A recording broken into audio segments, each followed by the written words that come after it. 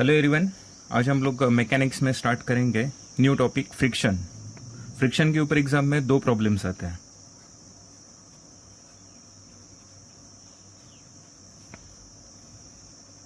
दो प्रॉब्लम्स आएंगे इसके ऊपर, एक 4 मार्क्स के लिए और एक 8 मार्क्स के लिए। मीन्स इसका टोटल वेटेज है 12 marks.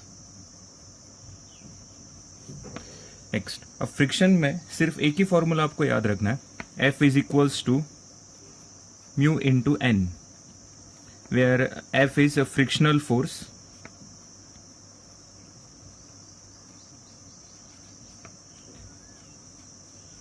and mu is coefficient of friction.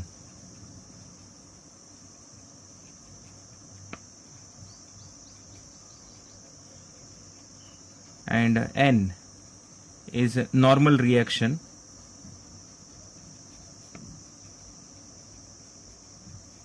या फिर surface reaction.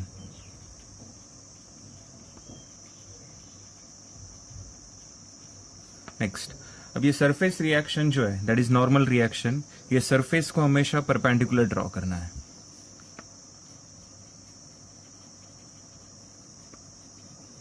Always perpendicular to the surface. Next, अब इसमें सिर्फ एक ही पॉइंट अच्छे से याद रखो, direction of frictional force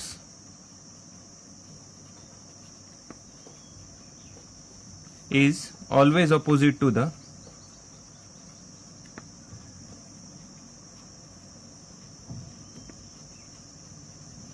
direction of motion.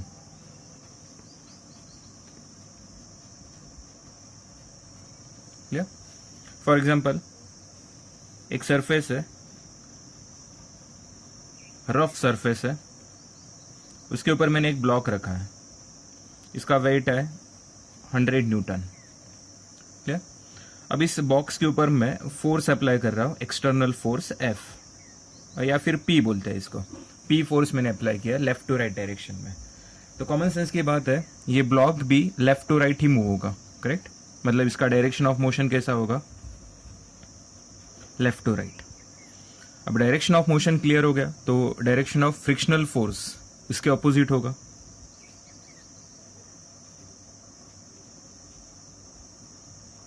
Direction of frictional force.